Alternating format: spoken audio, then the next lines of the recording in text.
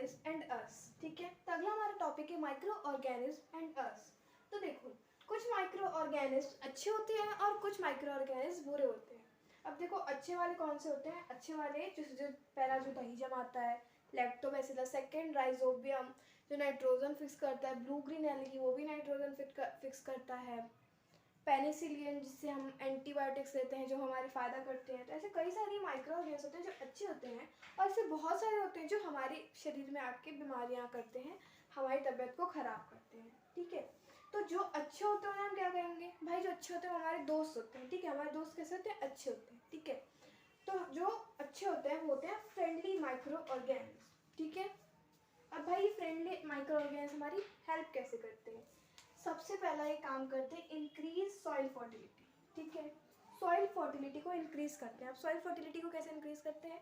एक बैक्टीरिया का नाम बोला था मैंने, राइजोबियम। ठीक है, अब एक प्लांट है, मान लो लेगुमिनस प्लांट है। ठीक है, ये है लेगुमिनस प्लांट। इसकी रूट में रहता है बैक्टीरिया, हमने पढ़ा था। ठीक है, ठीक है, तो राइजोबियम क्या करता है? एटमॉस्फेरिक नाइट्रोजन को लेता है। ठीक है, सॉइल में नाइट्रोजन नहीं थी, तो यहाँ से उसने नाइट्रोजन लिया और सॉइल में नाइट्रोजन आ गई। अब इसने क्या किया? सॉइल को फर्टाइल किया। ठीक है, सॉइल में नाइट्रोजन आ गई तो सॉइल फर्टाइल हो गई। ब्लू ग्रीन एल्गी भी सेम यही काम करता है, तो सॉइल की फर्टिलिटी इंक्रीज करी। अब क्लीनिंग द इन्वायरमेंट कैसे क्लीन कर रहा है?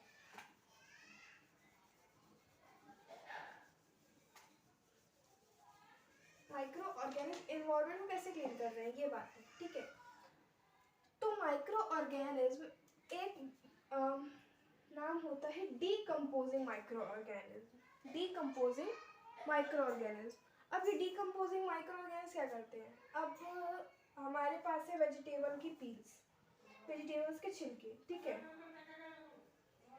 और मान लो कोई ऑर्गेनिज्म डेड पड़ा है। ठीक है, तो वो क्या करेंगे कि उस ऑर्गेनिज्म, मान लो ये कोई ऑर्गेनिज्म डेड पड़ा है और ये है हमारे पास छिलके।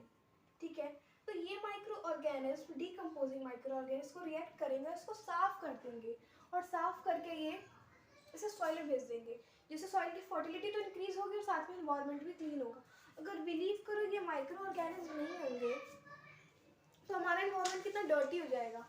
और आपने मान लो कि अगर ये नहीं है, एक एक्टिविटी है कि वेजिटेबल पील्स लो और उन्हें कुछ दिनों के लिए छोड़ दो, वो कन्वर्ट हो जाएंगे ऑर्गेनिक मैटर में, और हम इस ऑर्गेनिक मैटर को यूज़ कर सकते हैं एज अ मैन्योर अपने प्लांट्स में डालने के लिए।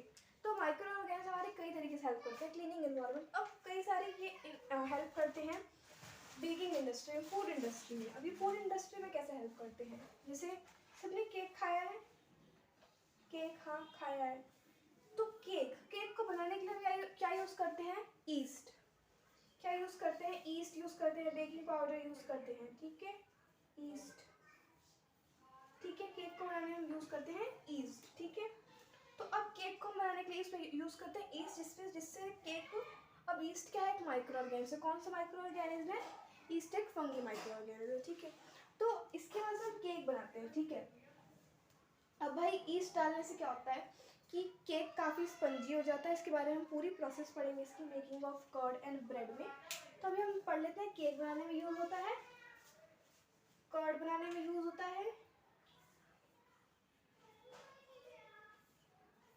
ठीक है, तो अब हम इसको आगे पढ़ेंगे अगली वीडियो में, making of curd and bread में।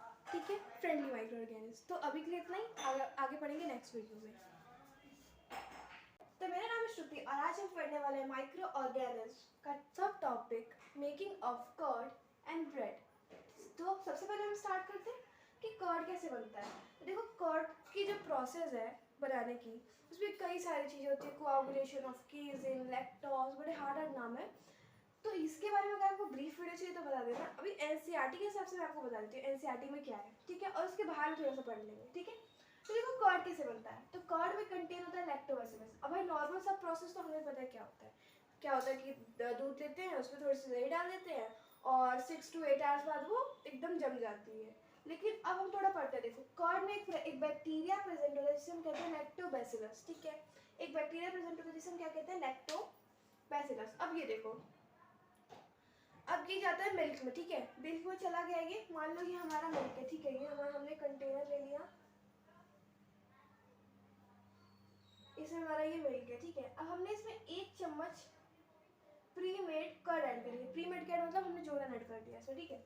अब हमने इसमें प्री मेड कर्ड ऐड कर दिया। अब देखो, अब इसमें जो इस कर्ड में जो लैक्टोबैसिलस है वो अंदर जाएगा मिल्क में और अपने आप को मल्टीप्लाई करेगा, मतलब 1 से 2, 2 से 4, 4 से 16 ऐसे अपने आप को मल्टीप्लाई करेगा, ठीक है।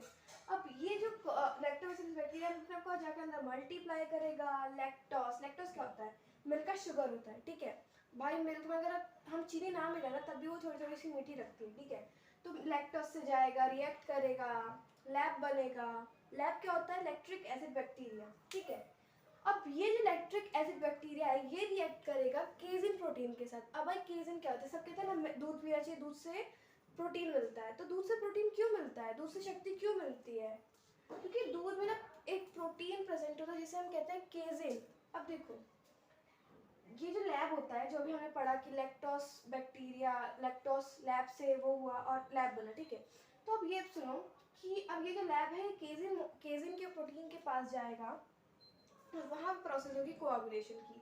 तो इतना ब्रीफ तो हमें नहीं पढ़ना है, बस इतना जान लेते हैं कर्ड में लैक्टोबैसिलस होता है, वो अपने आप को मल्टीप्लाई करता है तो भाई कर्ड बनती है। अपनी क्लास में इतना ही आ रहा है, ठीक है। तो 8th क्लास में इतना ही आ रहा है कि कर्ड होता है, कर्ड में लैक्टोबैसिलस होकर अपने आप को मल्टीप्लाई करता है और क्या फॉर्मेट होता है? कर्ड फॉर्मेट होती है, ठीक है।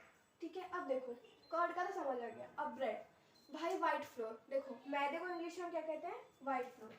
तो जो व्हाइट फ्लोर होता है उससे बनाते हैं हम ब्रेड। आजकल तो हर टाइप की ब्रेड आ रही है, मल्टीग्रेन ब्रेड, अलग अलग टाइप की ब्रेड्स आ रही हैं, तो लेकिन हम पढ़ते हैं मैदे वाले ब्रेड से, ठीक है। तो व्हाइट फ्लोर होता है, तो व्हाइट फ्लोर मैदा, जब हम उसमें ईस्ट डालते हैं, जब हम उसका डो बनाते हैं, सबसे डो बनाते हुए देखा हमने मम्मी को, ईस्ट मैदे का भटूरों के लिए, सबने भटूरे खाए होंगे। तो उसका जो आपकी मम्मी डो बनाती है, सबसे पहले क्या लिया हमने? यहाँ पे व्हाइट फ्लोर लिया हमने, क्या यहाँ पे लिया है?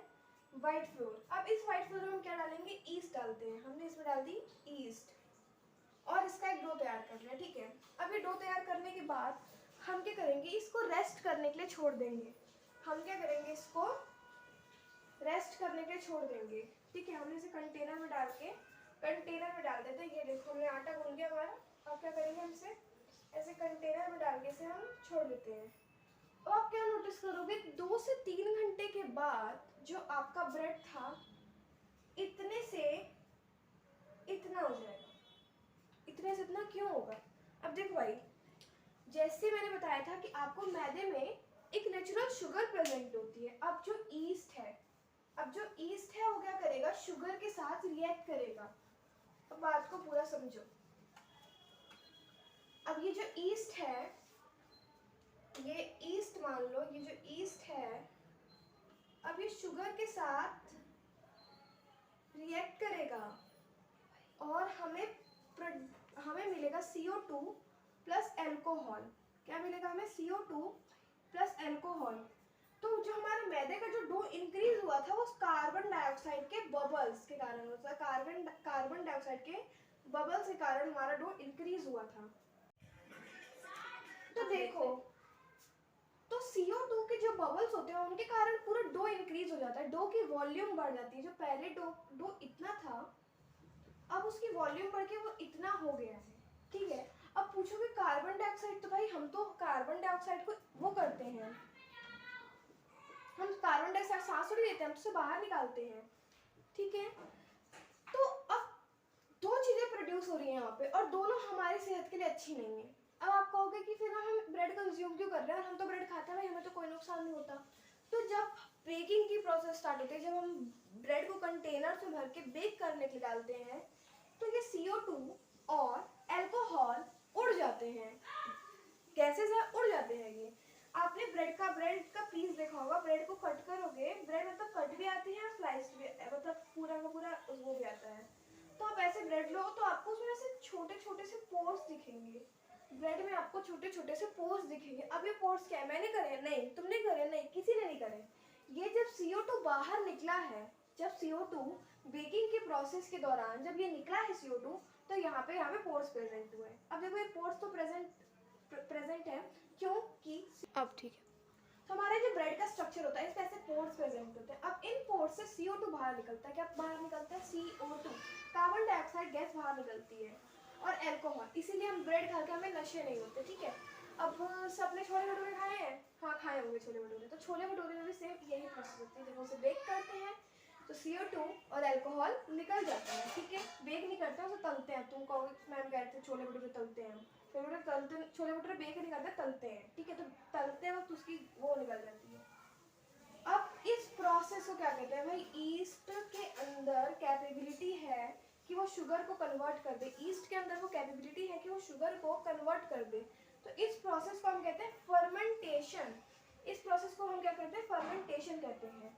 जब ईस्ट शुगर को अल्कोहल और कार्बन डाइऑक्साइड में कन्वर्ट कर दे, तो इस प्रोसेस को हम फर्मेंटेशन कहते हैं। इस प्रोसेस को हम क्या कहते हैं? फर्मेंटेशन। तो इसको कैसे हम लिख सकते हैं? Yeast plus alcohol, yeast plus sugar is equal to carbon dioxide को अल्कोहल, इसे हम फर्मेंटेशन कहते हैं। इंग्लिश में बोले तो the process of conversion of sugar by yeast into alcohol and carbon dioxide is called fermentation. तो भाई फर्मेंटेशन सबको समझ आ गया है कि जब ईस्ट शुगर पर रिएक्ट करता है और CO2 प्लस क्या अल्कोहल, हाँ अल्कोहल को प्रोड्यूस करता है, तो उस प्रोसेस को क्या कहते हैं? फर्मेंटेशन। अब हम इस फर्मेंटेशन को पढ़ेंगे commercial use of micro organism, ठीक है। अब हम पढ़ेंगे ईस्ट से कैसे अल्कोहल, एसिटिक एसिड, वाइन और बियर बनाया जा रहा है, ठीक है। अब देखो ईस्ट सबसे ज़्यादा, ईस्ट का प्रोडक्शन बहुत ज़्यादा किया जाता है। क्यों किया जाता है? अपने यूज़ के लिए। कहते हैं ना ह्यूमन इज़ वेरी सेल्फिश, सब कुछ अपने काम के लिए। तो हम ईस्ट को ज़्यादा प्रोड्यूस करते हैं अपने उसके लिए, ठीक है। तो हम दो तरीके से चीज़ें बनाते हैं, ठीक है। फर्स्ट हम ले सकते हैं फ्रूट, क्या लेंगे हम?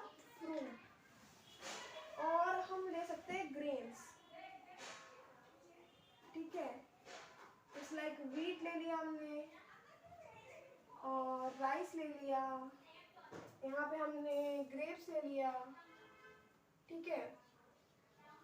तो देखो भाई ग्रेप्स सबने खाए हैं, व्हीट सबने खाई है, राइस सबने खाया है। तो इनमें ना एक नेचुरल शुगर प्रेजेंट होती है। ऐसा नहीं कि हम खुद चीनी मिलाते, इनमें एक नेचुरल शुगर प्रेजेंट होती है। राइस में शुगर प्रेजेंट होती है, तो इनमें शुगर प्रेजेंट होती है, ठीक है। इनमें क्या प्रेजेंट होती है? शुगर, ठीक है। अब इसमें शुगर प्रेजेंट होती है। अब हमें क्या करते हैं? इनमें ईस्ट मिला देते हैं। हमने मिला दिया ग्रेप्स में ईस्ट। क्या मिला दिया? ग्रेप्स में हमने ईस्ट मिला दिया। अब ग्रेप्स में ईस्ट मिलाने से क्या होगा? अब हम इसमें ग्रेप्स में ईस्ट मिलाने के बाद इसे कुछ दिनों के लिए छोड़ देंगे। ग्रेप्स में शुगर तो पहले से है, क्योंकि ग्रेप्स फ्रूट है, तो उसमें उसकी नेचुरल शुगर पहले से है। अब इसकी शुगर ईस्ट के साथ रिएक्ट करेगी, इसकी शुगर ईस्ट के साथ रिएक्ट करेगी, ईस्ट के साथ इसकी शुगर, जो ग्रेप्स में जो शुगर प्रेजेंट है वो ईस्ट के साथ रिएक्ट करेगी, और यहाँ पे प्रोड्यूस हो जाएगा कार्बन डाइऑक्साइड प्लस अल्कोहल। अब देखो यहाँ पे हमें कार्बन डाइऑक्साइड की तो जरूरत नहीं, हमारा मेन प्रोडक्ट है अल्कोहल, ठीक है। अल्कोहल हमारा यहाँ पे मेन प्रोडक्ट है, जिससे हम बहुत सारी चीज़ें यूज़ करते हैं। सबने सैनिटाइजर यूज़ किया है, बहुत लोग करते हैं, बहुत लोग नहीं करते, ठीक है। तो अल्कोहल, तो इसको हम यूज़ करते हैं सैनिटाइजर बनाने में, इसका यूज़ करते हैं, ठीक है। तो हमने पढ़ लिया कि ग्रेप से हम कैसे बना सकते हैं। अब हम जो पढ़ते हैं कि राइस से कैसे बना सकते हैं। तो राइस में भी सेम ईस्ट को ऐड करा जाएगा, व्हीट में भी सेम ईस्ट को ऐड करा जाएगा, ठीक है। और यहाँ पे सेम प्रोड्यूस होगा कार्बन डाइऑक्साइड प्लस अल्कोहल, ठीक है।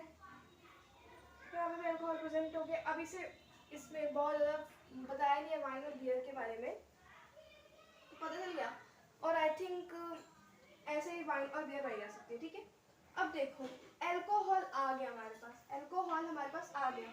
अब इससे एसिडिक एसिड बनाते हैं, इससे एसिडिक एसिड बनाते हैं। हम अल्कोहल में एक बैक्टीरिया डालते हैं, अल्कोहल में हम एक बैक्टीरिया डालते हैं, ठीक है। एक बैक्टीरिया डालते हैं हम उसमें, जिससे क्या प्रेजेंट हो जाता बनता है? विनेगर। जो भाई चाउमीन पड़ता है ना, मंचूरियंस में, चाउमीन में जो विनेगर पड़ता है वो क्या होता है? ऐसे बनता है, ठीक है। अब देखो ये जो प्रोसेस हो रही है ना ईस्ट को शुगर में कन्वर्ट करने की, इसे हम फर्मेंटेशन कहते हैं, ठीक है। और इसे डिस्कवर किसने किया था? इसे डिस्कवर किया था लुईस पैस्चर ने। इसे डिस्कवर किया था लुईस पैस्चर ने, लुईस पैस्चर इन 1857। कब डिस्कवर किया था? 1857 में लुईस पैस्चर ने डिस्कवर किया था फर्मेंटेशन को। फर्मेंटेशन को डिस्कवर किया था लुईस पैस्चर ने। नाम याद कर लेना, पेपर में 1 मार्क्स में आता है। Who discover the process of fermentation? तो लुईस पैस्चर ने डिस्कवर किया था फर्मेंटेशन की प्रोसेस को, ठीक है। लुईस पैस्चर ने फर्मेंटेशन की प्रोसेस को किया था। तो इतना अगर क्लियर हो गया, अगर कोई डाउट हो तो कमेंट सेक्शन में आप पूछ सकते हैं। आज के लिए इतना ही। अगला हम पढ़ेंगे topic medicinal use of micro organism और वैक्सीन अगले टॉपिक में। Thank you.